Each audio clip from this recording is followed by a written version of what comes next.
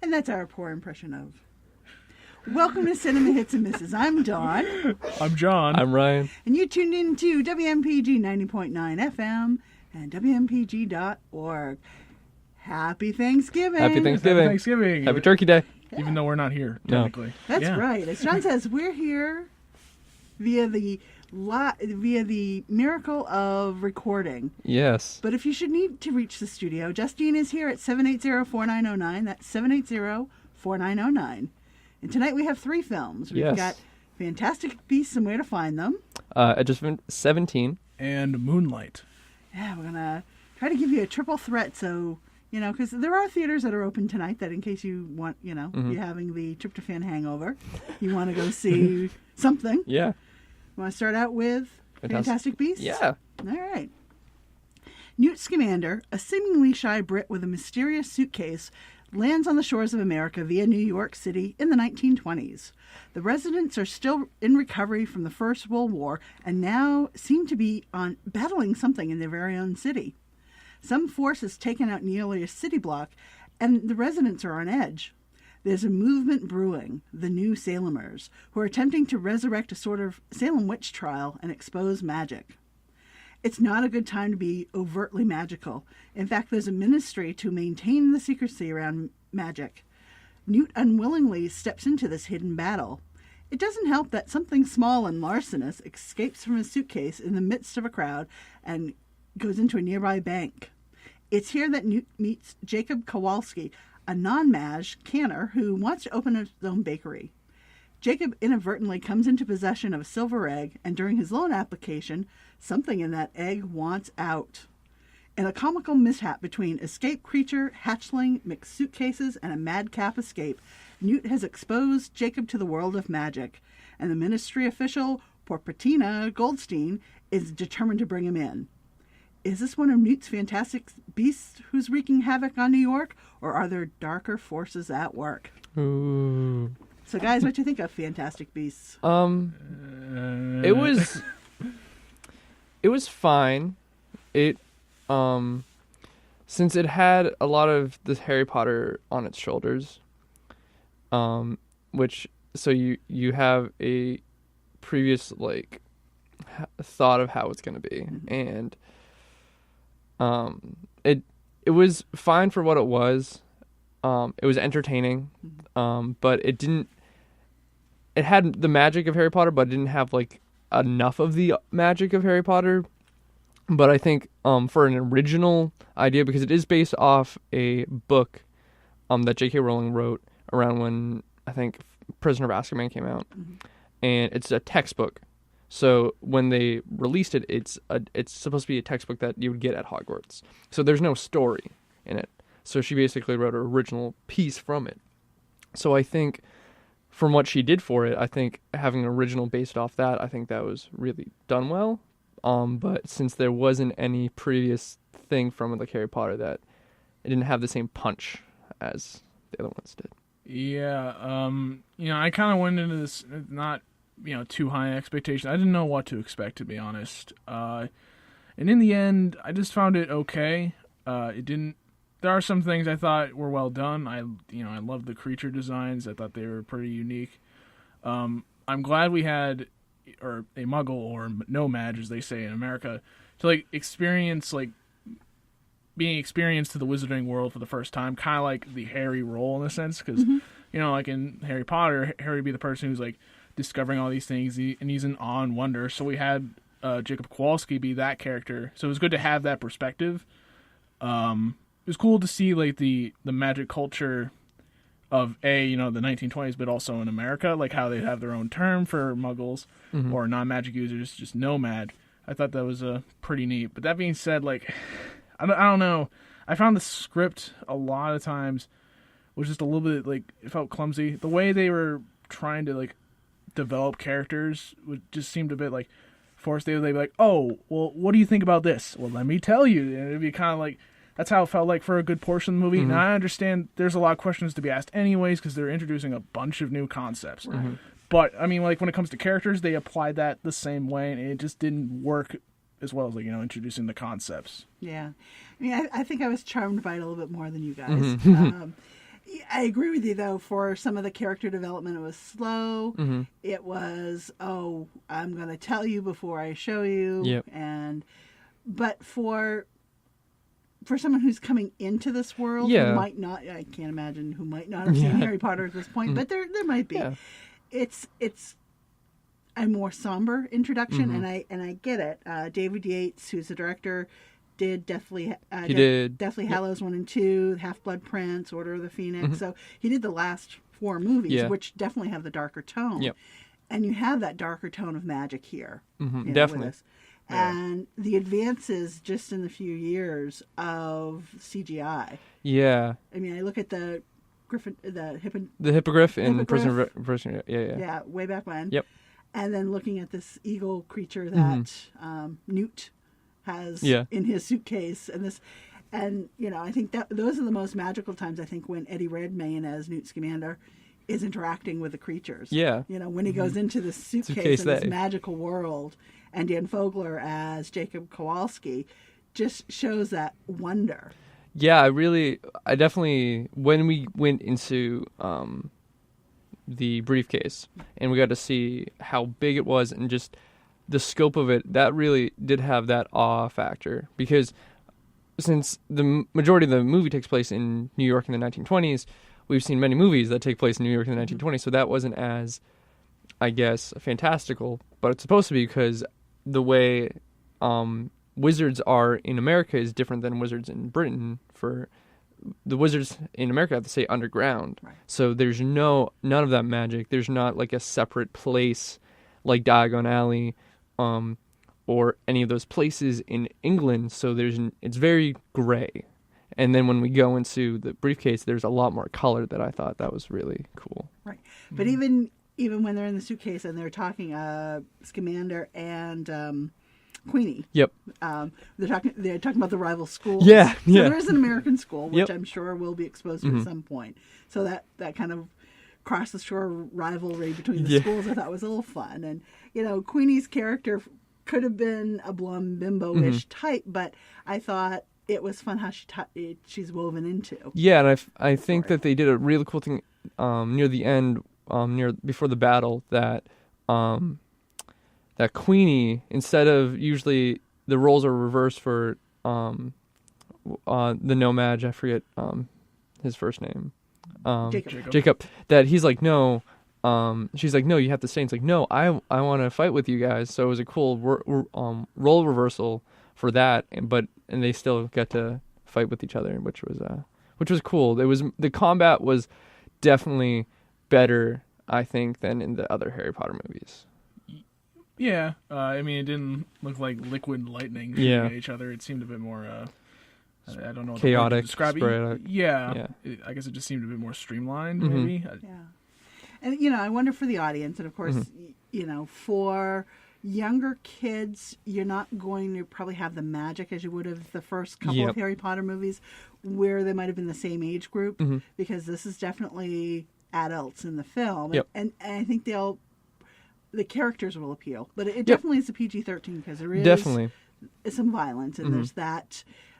I don't think it's anything more than they'd get on TV, but it's a little bit more grown-up themes than, say, your K through 5, maybe. And I think the creatures will appeal to the kids, because some of those creatures were very adorable. Yeah, and capturing said creatures involves some hijinks and all that. So there's some comedic elements that come through there. But yeah, it definitely surprised me with like some of the darker tones that it just threw in there. I was like, oh, okay. I mean, granted, I wasn't expecting it all to be like loud, lighthearted, and bouncy and all that, but it definitely surprised me, especially with a few characters. And what was interesting was that I enjoyed the antagonist, I guess. Once I won't reveal who it was, but it was smart to do the second Salem, I feel, because of how strong the Salem witch trials were. So knowing that background and how relevant that actually is in the Harry Potter world, I thought was cool. Ezra Miller, I thought later on in the movie was a lot stronger. But he's definitely a good actor that I'm glad that they put him in the film. I think we're used to seeing Ezra Miller in other roles, so to see him as the character was portrayed you're wondering if that means something. And of course, Samantha Morton is certainly no sci-fi. It's not her first go around here because she was in Minority Report, and Carmen Ejogo, who was the Serafina Pickery head of the ministry, and of course Colin Farrell, John Voight, who didn't really have a big role in it. No, but and Catherine Waterston, Ron Perlman, who that was awesome to see him. That was one thing I did mention to Don early that one of my main gripes, I guess, for the movie was the lack of practical effects. Even though the effects were really good, as you mentioned, seeing some of them, if some of them were still real, I think that would have been cool, because that was the cool thing about like the first, I think, 4 or 5 movies. But it was cool to see Ron Perlman as the elf or the goblin. I think it was a goblin. Yeah. And like they did a good job. I don't know if they did motion capture, but he definitely looked like Ron Perlman, so I enjoyed that. Yeah, it's hard mistaking that, John. Yeah, Any other thoughts on Fantastic Beasts and where to find them? No, but I mean, from what I've been reading online, it's very divisive amongst fans. So I mean, if you have, obviously, I feel like if you had real interest in it, you probably would have seen it by now. But yeah. But I mean, if you're just like, I don't know how I feel about it, in my opinion, you can probably just wait. But that's just me. I don't know how you two feel about that. I think if you're a fan, to check it out at least. It doesn't. We'll see where the series goes, because we have 4 more movies. Yeah, and I was entertained enough that I want to see where these characters go, so I'm willing to give it a shot. And the movie that we're talking about, or just getting done talking about, is Fantastic Beasts. You're tuned in to WMPG Cinema Hits and Misses on 90.9 FM. We are pre-recorded tonight, but if you need to reach a studio, it's 780-4909. That's 780-4909. We're going to move into a second movie that played that you two saw, Ryan and John. Yes. And Ryan, you've got a brief synopsis for us? Life's tough being a teenage girl in high school, especially when your best friend is dating your brother. You have no connection with your mom, and you have a huge crush on a guy who doesn't even know you. This is the world for Nadine, played by Haley Steinfeld. With the help of her overly sarcastic teacher, played by Woody Harrelson, she has to survive life in Kelly Freeman Craig's coming-of-age film, Edge of 17. This was great. Yeah. And now, obviously, it is like conventional. It's a bit predictable at points, but it's the execution. I think that's the important thing. It's executed really well. And what helps that also is just like the strong leads. Haley Steinfeld was great. Woody Harrelson was also great. They played off each other really well.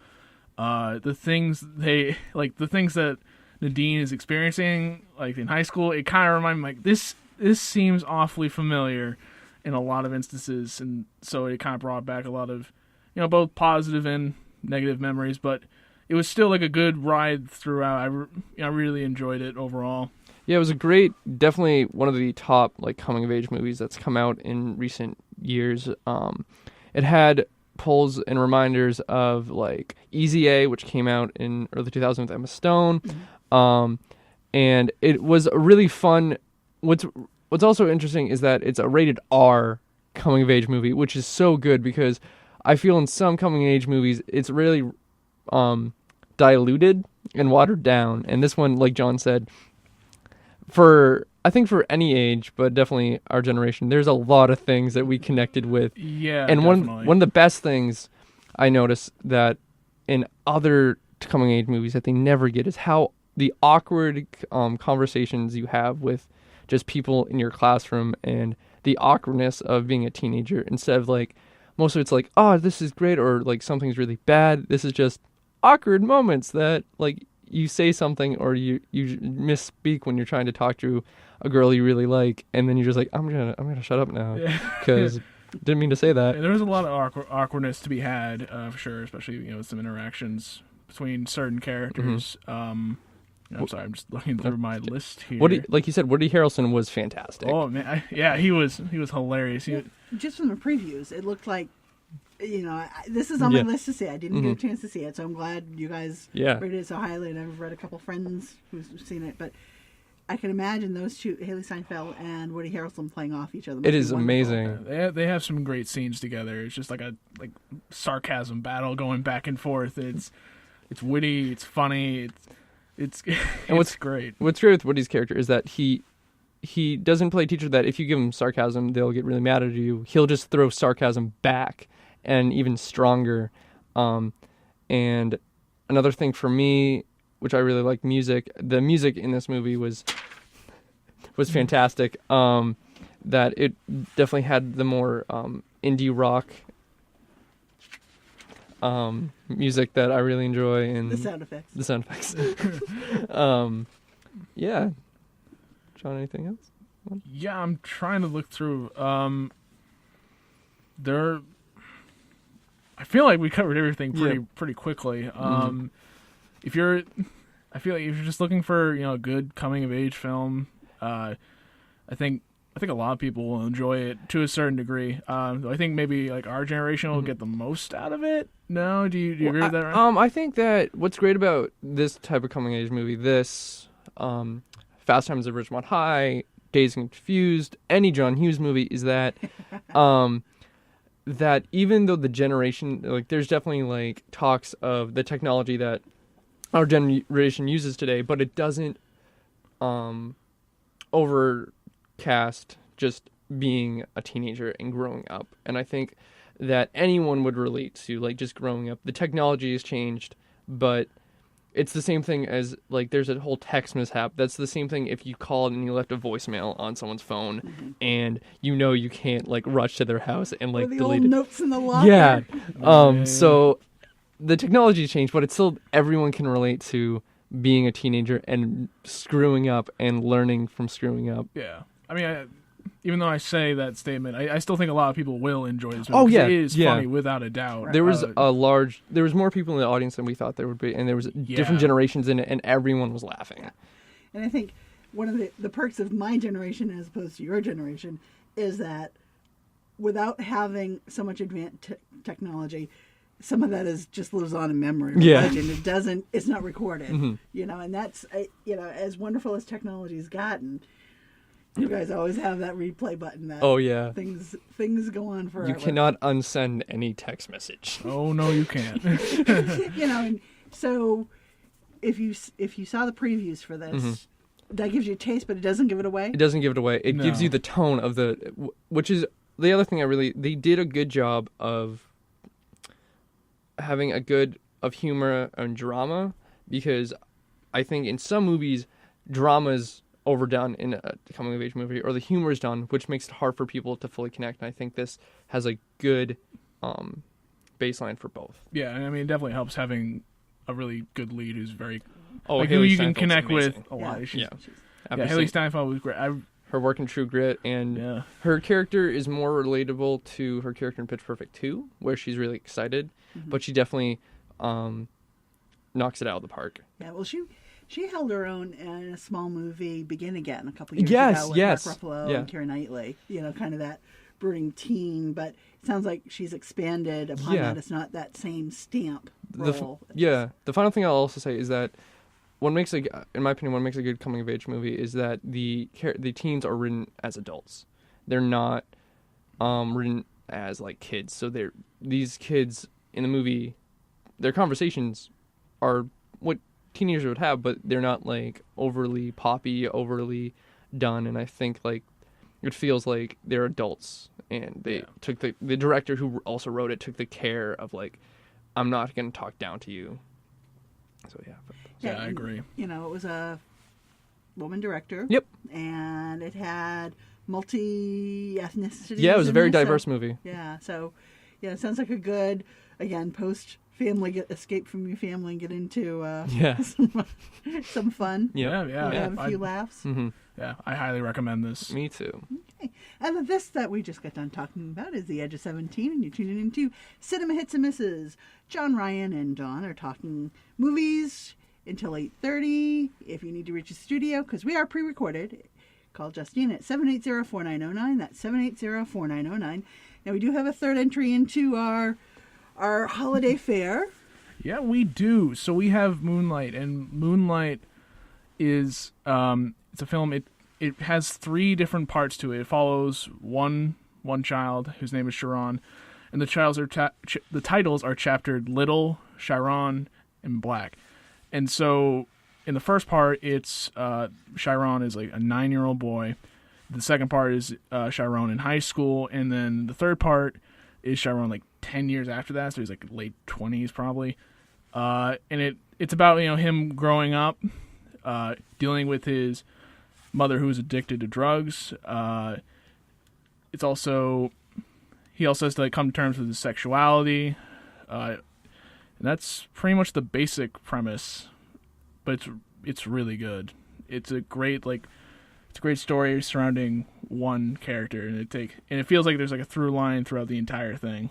Yeah, it's an unexpected portrayal of a young man growing up in Miami, where you might, by the color of his skin or where he grows up, have certain assumptions about. Yep.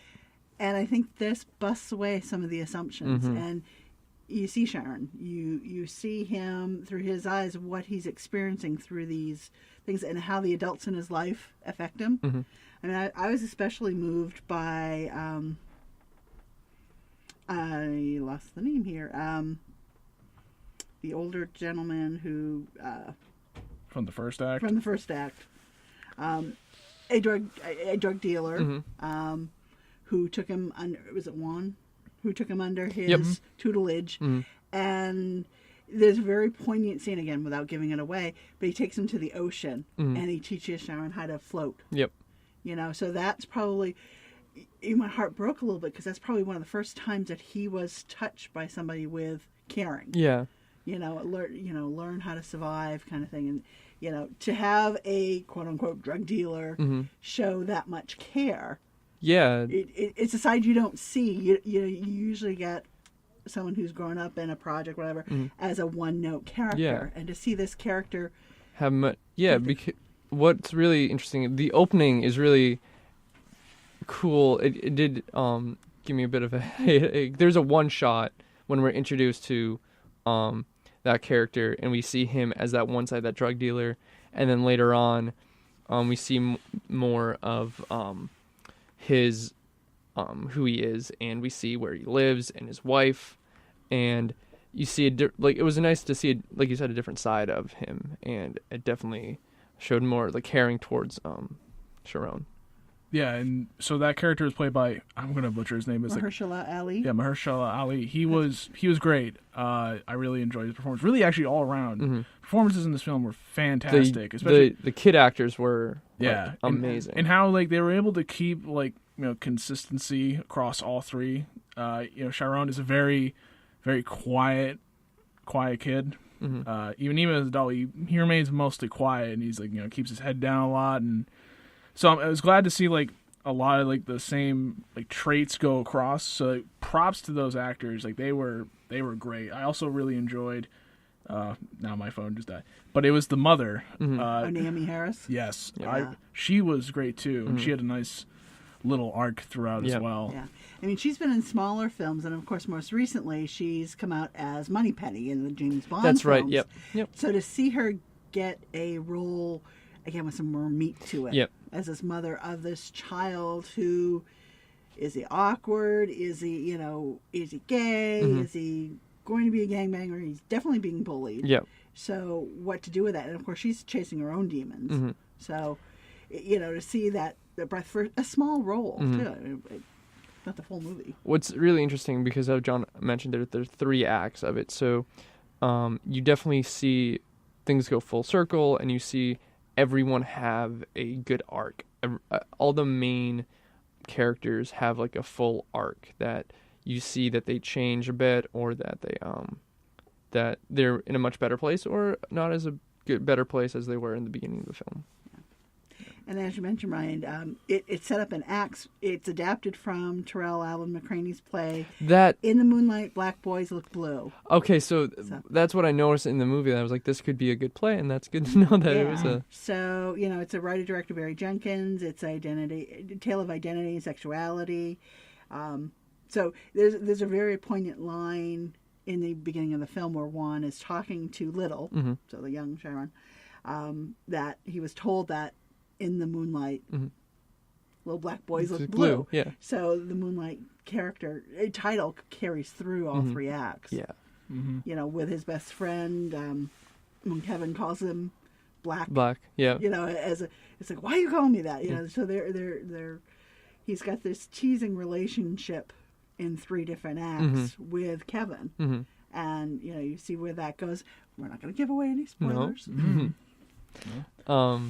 But yeah, it was a the way it was shot was really neat. It's a very shallow or narrow depth of field, so like for the most part, there's a lot of blur around, like, you know, the central character, and it gave it. A lot of people described it as like a dreamlike quality, and I can certainly, after seeing it now, I completely understand what the critics were saying about that. It's a really cool style to just see that, and they kept it pretty much consistent throughout the entire film, which was really cool to see. I told John that after seeing it, it kind of reminded me of a more through line of like a Terrence Malick movie as well. That for anyone who's familiar with Terrence Malick, most of his movies have a very loose narrative. And I think, like, if you look at the acts separately, their narrative, you don't see the narrative until the end, especially like the first act, because there's a lot of things going on, and you just see kind of, we also mentioned Boyhood, where I was just gonna say Boyhood, that there's not a real, there's a story there, but you're just seeing someone go through their life, and I think that's a really interesting way of doing it, especially in the 3 acts. That you could actually put these acts in any order, and still see him growing up. Yeah, and unlike Boyhood. Boyhood used the same actors throughout, which certainly was successful. And if you have the time and investment with this, I think this was as successful using a rotating cast of the Chiron and Kevin characters. You still had Janelle Monáe as Teresa and Naomi Harris as Paula threading through this, but the young boys growing into adulthood in here, I think they did well to match up the sets, the age sets going through this. For sure. I guess the only thing, I'm just looking through my notes, this film is a little bit slow at points. I think what helps like break that up, though, is obviously that it's divided into 3 parts. There's definitely some moments where it kind of like just drags along a little, but I think it didn't bother me too much. It's just something I noticed. I'm like, this is it's taking its time. But that doesn't necessarily mean that's a bad thing per se. Overall, I mean, I really enjoyed this film. My one thing with having the revolving cast, because was the 3rd act. I understand Sharon's character is thin throughout the majority of the movie, and his character gets very jacked up in the 3rd act, and there's reasons behind that. I think that kind of like took me out of it a bit, like even though knowing why, but through the other 2 acts, he looks a specific way that you're like, oh, okay, this is him. Right. But I think besides that, it was very cool to have they all looked the same. Yeah, I mean, that threw me off too, because knowing one of the adult actors who was in this, I almost thought it was the reverse. Flipped. Yep. And I was pleasantly surprised. Sharif Earp, I think this is one of his first roles. I think did really well, and I love Andre Holland. I mean, he's done some great work in The Knick and American Horror Story. He's an actor that I think is a very chameleon, like can weave in and out of roles. So, I think you guys are both right. I think this is a smaller film. It's going to play to audiences that look for something different. Right now, it's just playing at the Nickelodeon. And do you guys find it anyplace else? No, I think it's just the Nick right now. So the Nickelodeon here in town, Portland. It's there was a good amount of people there when we saw it. Yeah. Our theater was half full. Yeah. It was one of the rare times that, unbeknownst to them, I was in the same we were all in the same theater at the same time. Thanks for telling us, Don. Well, because sometimes we view independently for whatever reason, so it was kind of fun. But it was good to see that the audience go out for that, and I think that it will play well to the area here. So, certainly for any of these films, I think you can either catch them in theaters or wait for home view. But I think it's especially tonight, if you decide to go out, they're out and playing in theaters, and over the holiday weekend, if you need to escape for any of it, I think we've got 3 pretty decent contenders here. And they're good for different audiences, I think, as well. That it's a good range for people, definitely for anyone who wants to go to the movies. Any parting thoughts for this Thanksgiving show? No, just regarding the films, or just either. Hopefully you guys had a good Thanksgiving. It's gonna be weird that I can hear myself on the radio. Yeah, That never happens. I guess the only thing is stay safe when it comes to Black Friday shopping. Yes. There'll be mass chaos at like 10 p.m. probably, so And have fun. We're thankful to have DJ Justine here to engineer our show. And, stay tuned because she's going to take you through some Between the Notes, some great jazz for the next part of your evening.